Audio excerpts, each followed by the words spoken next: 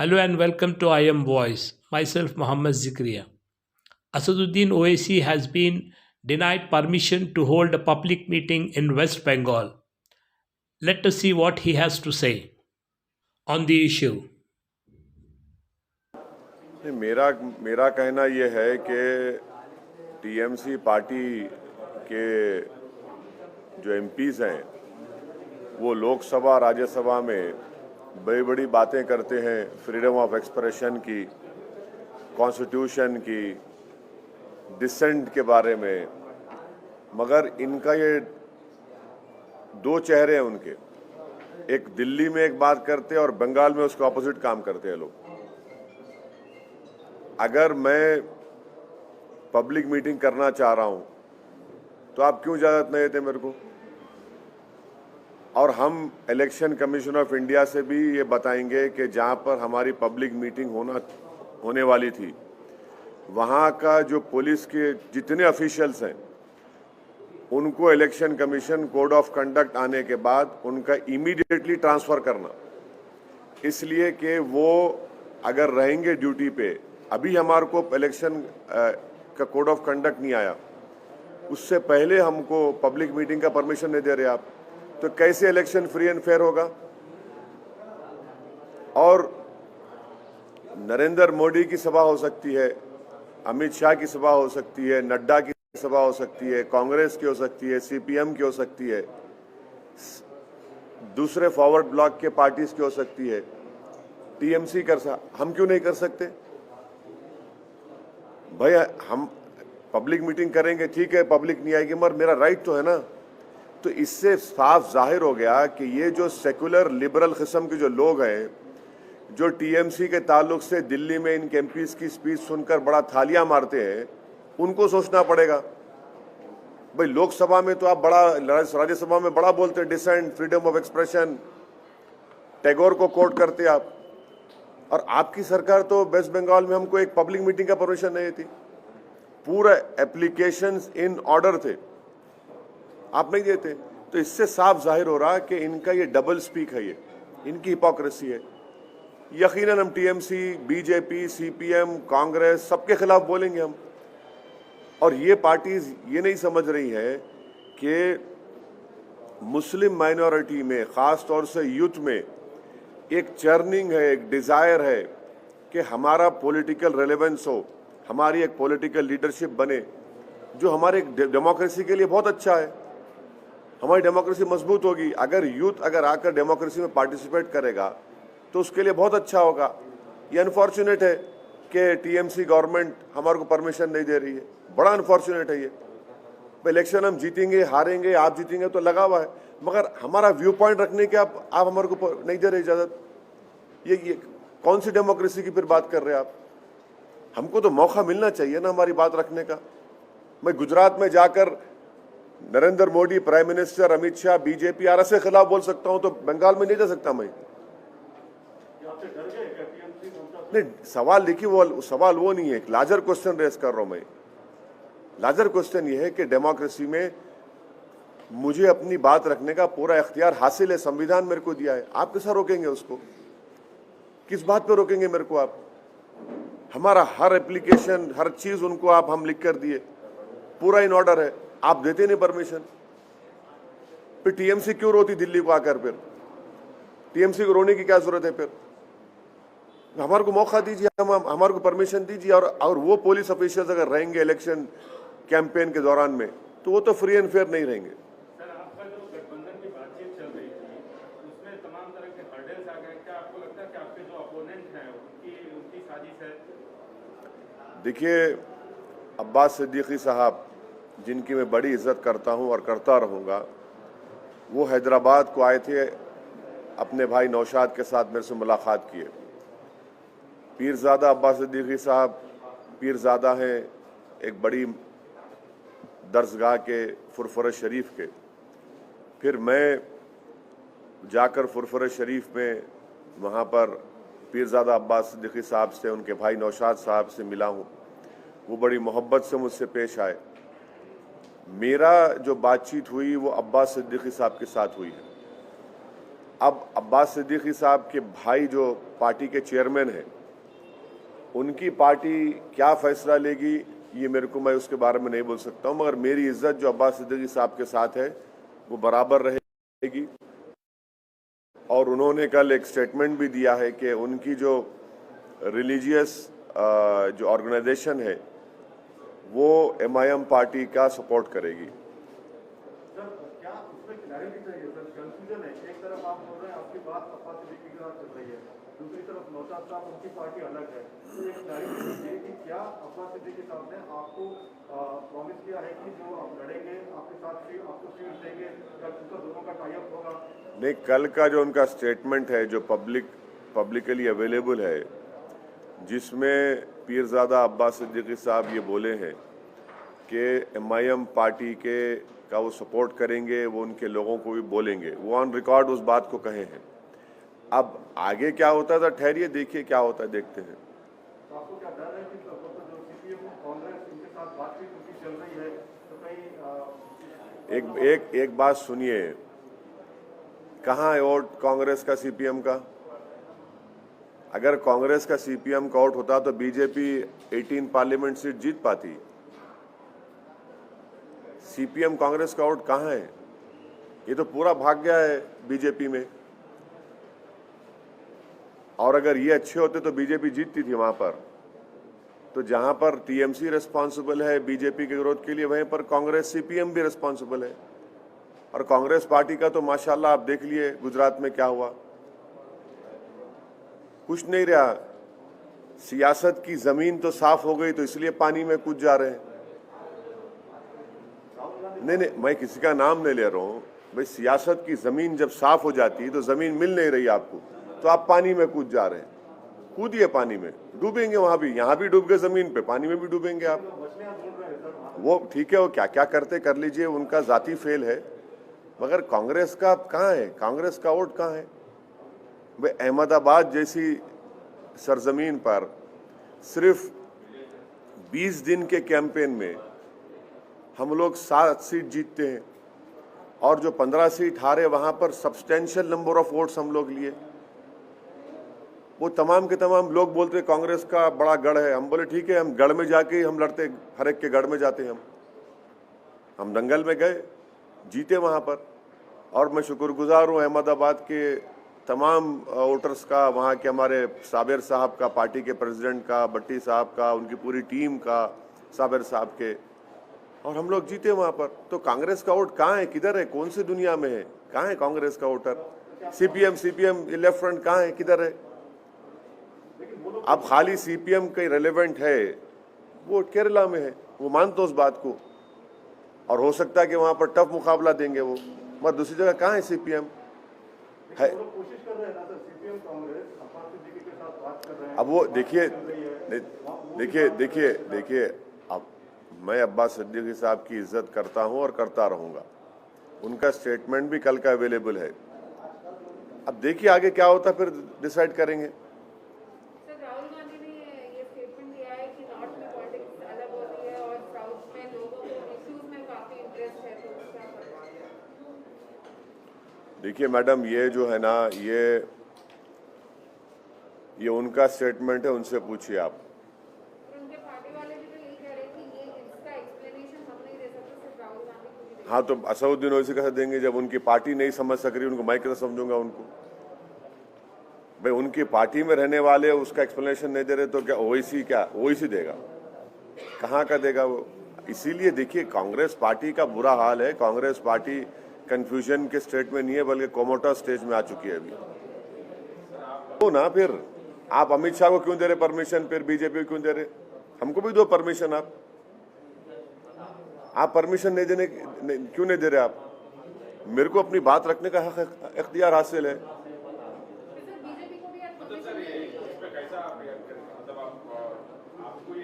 नहीं, एक बात सुनिए, अगर मैं अपनी बात नहीं रख सकता हूँ डेमोक्रेसी में, मेरे को इख्तियार हासिल है, मैं अपोज करूंगा, सबको अपोज करूंगा।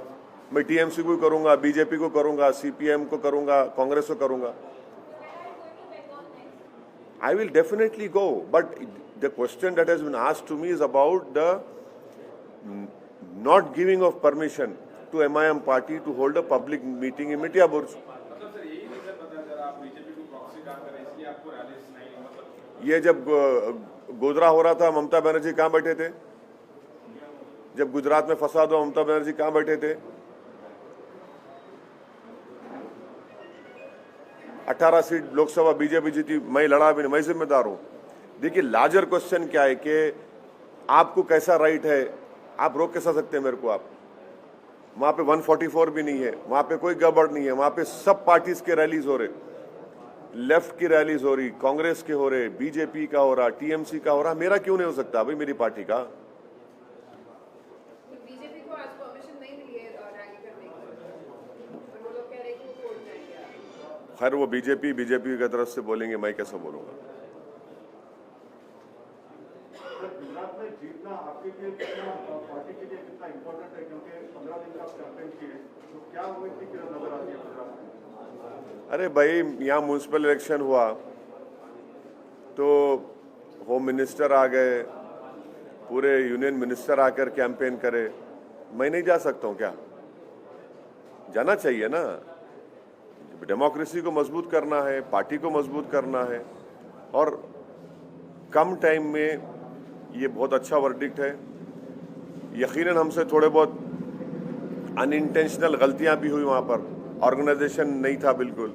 अब इस पे वर्क करेंगे। इसको हमारे जो कॉर्पोरेटर्स जीते, मैं उनसे मीटिंग किया, जो हारे उनसे मीटिंग किया, उनको बोला कि भाई आप जीत हार तो लगी हुई है, काम करिए, ऑर्गेनाइजेशन को मजबूत करिए, पब्लिक के इश्यूज को सॉल्व करिए, और आप डिफरेंस दिखाइए MIM के कॉर्पोरेटर्स में और कांग्रेस के कॉर्पोरेटर्स में, पॉजिटिव तरीके से डिफरेंस दिखाइए, और हम लोग आगे बढ़ते रहेंगे। हमारा वहाँ पे छोटू भाई वसावा के भारतीय ट्राइबल पार्टी से अलायंस है, वो कंटिन्यू रहेगा, उससे भी हमको बहुत फायदा हुआ, और आगे जाएंगे। हम असेंबली के इलेक्शन तक जाएंगे, असेंबली इलेक्शन भी लड़ेंगे छोटू भाई वसावा की पार्टी के साथ, और आप देखेंगे कि ये और हम लोग स्ट्रेंथन होंगे वहाँ पर।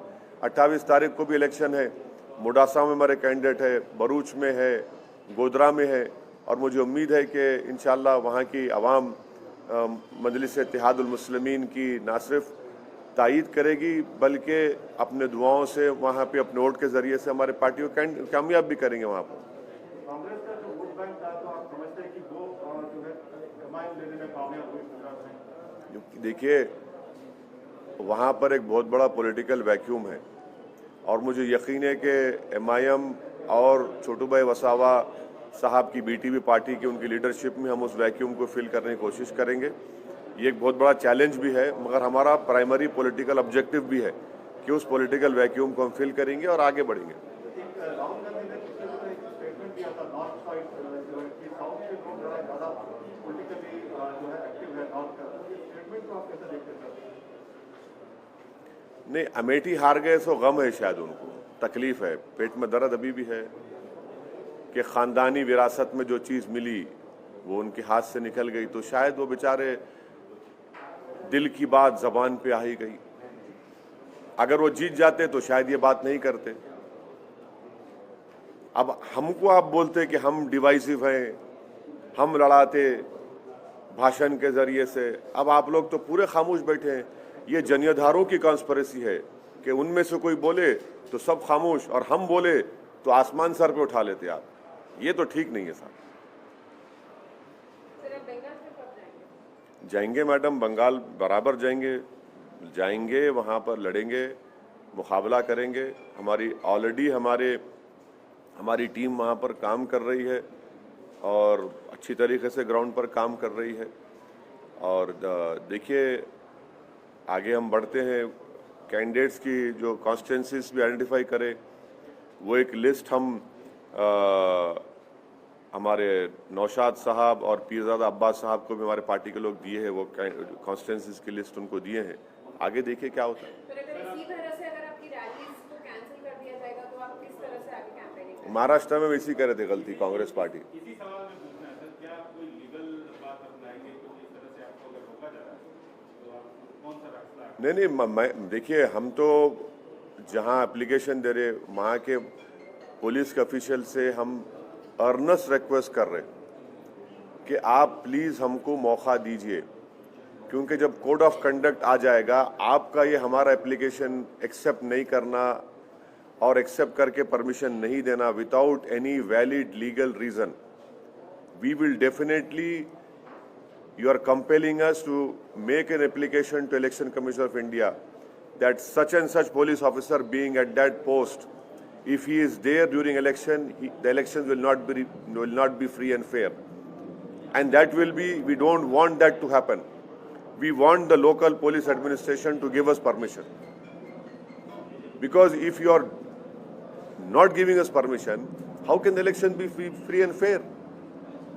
That is for the election commission to look into. कुछ वजह नहीं, खाली पिलर टू पोस्ट फिराते हमारे को, वहाँ चले जाइए आपका परमिशन हो गया, उधर जाइए। हम बोले भाई कागज तो दे दो हमारे को, अच्छा रिजेक्ट कर दो, आप नहीं दिए सो, वो भी नहीं करते। हम कल स्पीकर्स लगा रहे थे वेन्यू पर, आके पुलिस रुका दी, लेके चले गए।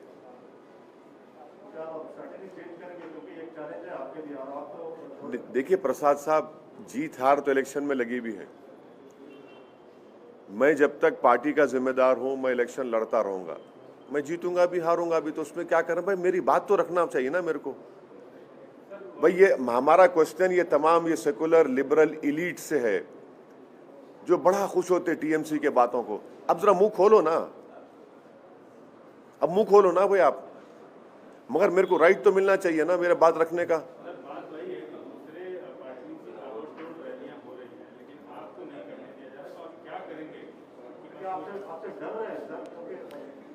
अरे भाई डर रहे हैं या नहीं डर रहे हैं, सवाल वो नहीं है। सवाल ये है कि क्या ये डेमोक्रेसी के लिए अच्छा है? क्या हमेशा कोई पावर में रहने वाला है क्या? महाराष्ट्र में ऐसे ही कांग्रेस करती थी मेरे को, यूपी में भी अखिलेश यादव ऐसा ही करते थे मेरे को। आज कहां है महाराष्ट्र में कांग्रेस? नंबर 1 की पार्टी नंबर 3 हो गई। नंबर 1 की पार्टी थी महाराष्ट्र में, नंबर 3 हो गई आज। अखिलेश यादव ऐसे ही करते थे। हम जब 1 महीना 20 दिन 1 महीना पहले आजमगढ़ गया मैं, तो उसी टाइम पे मैं और अखिलेश यादव एक ही वक्त पे लैंड किए। तो ये ठीक नहीं है ना। देखिए, what goes around comes around, power is not eternal. कोई ये नहीं बोल सकता कि मैं 100 साल तक प्रधानमंत्री रहूंगा या मुख्यमंत्री रहूंगा। सबको जाना है इस दिन। जनता है, जनता बादशाह है। बड़े बड़ों को मट्ठी चका दी जनता, इंदिरा गांधी को निकाल दी, राजीव गांधी को निकाल दी। ये जनता बड़े बड़े अटल बिहारी वाजपेयी को हरा दी। तो ये समझना चाहिए, ये डेमोक्रेसी में अगर ये लग रहा है कि कोई अपने स्टेट के पावर से या अपने एग्जीक्यूटिव पावर से सबको नहीं दबा सकते आप, नहीं दबा सकते आप। ये कहीं ना कहीं गिरेंगे वो लोग। ऑर्गेनाइजेशन स्ट्रेंथ, पब्लिक में रैपो, पब्लिक में पॉपुलैरिटी बहुत अच्छा है। ये इनर मोस्ट डिजायर है बंगाल में, स्पेशली मुस्लिम माइनॉरिटी में, यूथ में, कि हमारी आवाज़, हमारी पहचान, हमारी ताकत दिखना है। क्योंकि वो देख चुके हैं कि सीपीए लेफ्ट फ्रंट का 25 साल का उनका टेन्योर था, कुछ नहीं करे। टीएमसी भी है, उससे पहले कांग्रेस भी थी। तो वो लोग एक वायबल पॉलिटिकल अल्टरनेटिव देख रहे हैं। क्योंकि 18 सीट जब बीजेपी जीती, ये सब दिख रहा उनको कि भाई फिर हमारे वोट की वैल्यू क्या है। और फिर सोशो एजुकेशनल इकोनॉमिक स्टेटस जो मुस्लिम माइनॉरिटी का है, उस पर भी उनको तकलीफ है। तो ये समझ नहीं पा रहे हैं लोग। सीपीएम लेफ्ट का, कांग्रेस का, तो कहाँ है वोट? कहाँ है उनका? किधर है वोट उनका? उनका वोट है ही नहीं। एक खंडेर खड़ा है जो देख के वो सोचे हाँ एक जमाने बड़ी आलीशान इमारत थी। वही हाल है उनका, सीपीएम का, कांग्रेस का वहां पर।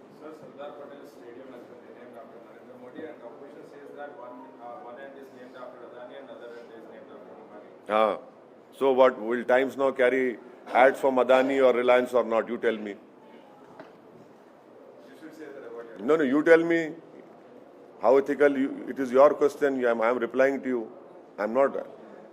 आप बोलिए, आप लोग क्या करेंगे? चलिए, गनीमत क्रिकेट का नाम तो क्रिकेट है अब तक। गुजरात के स्टेडियम का नाम नरेंद्र मोदी लगाया गया है। हाँ,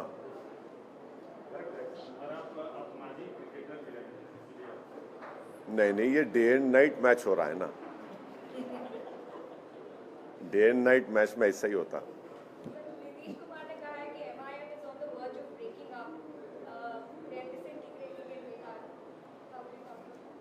बिल्ली के ख्वाब में छिछड़े होते।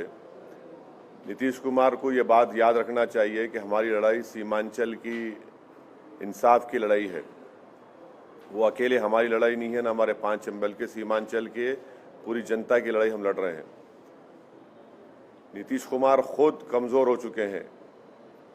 वो बीजेपी के बैसाखियों के सहारे पर मुख्यमंत्री बने बैठे हैं। हमको नीतीश कुमार से सिर्फ यही बोलना है कि आप सीमांचल से इंसाफ करिए, सीमांचल को स्पेशल स्टेटस दीजिए, पूर्णिया को बिहार का सेकंड कैपिटल बनाइए, पूर्णिया के एयरपोर्ट का काम करिए।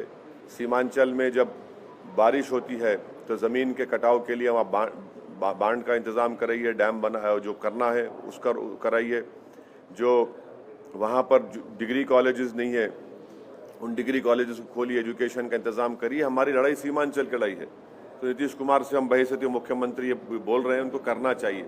और अगर नीतीश कुमार सीमांचल से इंसाफ नहीं करेंगे तो हम सीमांचल की जनता में हम जाकर खड़े हो जाएंगे और सीमांचल की जनता को लेकर हम प्रोटेस्ट करेंगे। क्या वजह बताई गई है उसमें और आपका क्या रिएक्शन? देखिए, आप थोड़ा देर से आए तिवारी साहब। मैं इस सवाल का जवाब दिया हूँ। वो ये है कि मैं मानता हूँ कि मेरे को परमिशन नहीं देना ये संविधान के लिए, डेमोक्रेसी के लिए बहुत अच्छी चीज़ नहीं है। और टीएमसी की सरकार जो एमआईएम पार्टी को पब्लिक मीटिंग नहीं करने का जो कोशिश कर रही है, हम सिर्फ उन सेकुलर लिबरल इलीट से ये पूछना चाह रहे हैं कि जो टीएमसी के एमपीज के भाषण पर दिल्ली में बड़े थालियां मारते हैं, अब थाली बजाइए। जो दिल्ली में टीएमसी के एमपीज लोकसभा में, राज्यसभा में बैठकर संविधान की, डिसेंट की, फ्रीडम ऑफ एक्सप्रेशन की, रविंद्रनाथ टैगोर को कोट करते हैं, आज उन्हीं की सरकार तो उल्टा काम करती है। मुझे अपनी बात रखने का इख्तियार क्यों नहीं है? जब अमित शाह, नरेंद्र मोदी प्रधानमंत्री, सीपीएम के, लेफ्ट फ्रंट के, कांग्रेस के सब लोग सभाएं कर, हम क्यों नहीं कर सकते? यकीनन हम बराबर टीएमसी के खिलाफ बोलेंगे, बीजेपी के खिलाफ सख्ती से बोलेंगे, कांग्रेस लेफ्ट के खिलाफ बोलेंगे। हमको बोलने का इख्तियार है। और वहां पर कोई 144 नहीं है, कोई लॉ एंड ऑर्डर का प्रॉब्लम नहीं है। हर चीज हम लोग राइटिंग में लिख कर दिए। हमको खाली भगा रहे, यहां से आओ, वहां से यहाँ भगा रहे आप। ये मजाक बना के रखे। और मैं बड़ा पूरी ह्यूमिलिटी के साथ उन पुलिस के ऑफिसरों से रिक्वेस्ट कर रहा हूं कि ऐसा मत करिए। आप ऐसा करेंगे तो कल कोड ऑफ कंडक्ट आएगा तो हम लिख कर देंगे इलेक्शन कमीशन ऑफ इंडिया को कि अगर आप वहां पर रहेंगे तो इलेक्शन फ्री एंड फेयर नहीं होंगे। हमारे को बोलने का इख्तियार हासिल है, हमको बोलना चाहिए, हम बोलेंगे। गुजरात में जाकर हम बीजेपी के खिलाफ, आरएसएस के खिलाफ, नरेंद्र मोदी के खिलाफ, अमित शाह के खिलाफ हम बोल सकते हैं और हम वहां जीते हमारे कॉर्पोरेटर्स। वहां पे कांग्रेस के खिलाफ हम बोले। यहां पर क्यों नहीं दे रहे हमको परमिशन? कौन किससे मिला हुआ है आपको तय कर ले, जनता तय कर ले कौन किससे मिला हुआ है बंगाल में। सर, आपने कहा कि आप कांग्रेस के खिलाफ बोलेंगे, लेफ्ट पार्टी के खिलाफ बोलेंगे। आपके जो सहयोगी हैं, जिनके अगुवाई में, जिनके नेतृत्व में आप वहाँ पर बंगाल में चुनाव लड़ने वाले हैं, वो तो कांग्रेस और लेफ्ट के साथ। वो उनकी पार्टी क्या डिसाइड करती है वो उनसे पूछिए। मैं अब्बास सिद्दीकी साहब की बेहद इज्जत करता हूं और करता रहूंगा। अब्बास सिद्दीकी साहब का मैं शुक्रगुजार हूं कि वो हैदराबाद आए, मुझसे मुलाकात किए, मेरे को बहुत मोहब्बत से हमसे पेश आए। फिर हम फुरफुरे शरीफ गए, उस हज़रत अबू बकर सिद्दीक रहमतुल्लाह अलैह के आस्थाने पर गए। वहाँ पर अब्बास साहब और तमाम पीरजादे से हमारी मुलाकात हुई। मैं उनकी इज़्ज़त करता हूँ और करता रहूँगा। और अब्बास सिद्दीकी साहब ऑन रिकॉर्ड, उनका स्टेटमेंट है कल का कि जहाँ से एमआईएम पार्टी के कैंडिडेट जो कनेक्शन है वो उस तरह का नहीं रह गया है और वो जो है कहीं ना कहीं वो अलग अलग रास्ता अपना रहे हैं। आपको उन्होंने लूप में नहीं लिया हुआ है कि कांग्रेस और लेफ्ट के साथ जो बातचीत है उसमें? नहीं, देखिए, वो उनके भाई जनाब नौशाद, पीरजादा नौशाद साहब चेयरमैन हैं। इस सवाल का जवाब वो दे पाएंगे, मैं नहीं दे पाऊंगा। क्या आप उनके साथ अभी भी कोऑर्डिनेशन उस तरह से है जैसा पहले था या फिर स्थिति? नहीं, हमारी तरफ से तो उनको हम लिस्ट दिए। वो हमसे लिस्ट पूछे थे उनके भाई नौशाद, पीरजादा नौशाद साहब, कि कहाँ से आप कंटेस्ट करना चाहेंगे, तो हम तो लिस्ट दे चुके हैं उनको। अब उनकी पार्टी क्या डिसाइड करती है अलग बात है, मगर मेरा मानना ये है कि कांग्रेस पार्टी का सीपीएम का अगर वोट होता तो फिर बीजेपी इतने 18 सीट क्यों जीती। एम्पिरिकल एविडेंस है कि बीजेपी का जो वोट बढ़ा है बंगाल में, वो तो टीएमसी का भी वोट लिए, सीपीएम का लेफ्ट फ्रंट का भी लिए, कांग्रेस का भी लिए। और बंगाल में मेरी ओपिनियन में वहाँ के मुस्लिम माइनॉरिटी में स्पेशली और यूथ में एक चर्निंग है, एक डिज़ायर है कि हमारी एक पॉलिटिकल प्लेटफॉर्म हो, क्योंकि वो लोग इस बात को महसूस कर चुके हैं कि सीपीएम लेफ्ट फ्रंट का 20 साल से ज़्यादा उनकी सरकार रही, कोई चेंज नहीं आया। उससे पहले कांग्रेस की थी, कुछ चेंज नहीं आया। अब टीएमसी है, तो वो लोग एक वायबल पॉलिटिकल अल्टरनेटिव प्लेटफॉर्म की तलाश में है और वो वैक्यूम है, और एमआईएम पार्टी कोशिश करेंगी उस वैक्यूम को फिल करने की। सर एक लास्ट, अगर वो अब्बास सिद्दीकी साहब कांग्रेस और लेफ्ट के साथ जा रहे हैं, जैसे कि क्या एमआईएम भी उनके साथ इस उसमें है, क्या उस पोजीशन में एमआईएम भी पार्टिसिपेट? देखिए, अगर कोई पार्टी उस बात का फैसला करके बताती है, आप जब आकर मुझसे पूछिए। अब ये अगर और मगर के दरमियान में मैं कुछ जवाब नहीं दूंगा। ऑफिशियल कम्युनिकेशन हुआ है आपके साथ?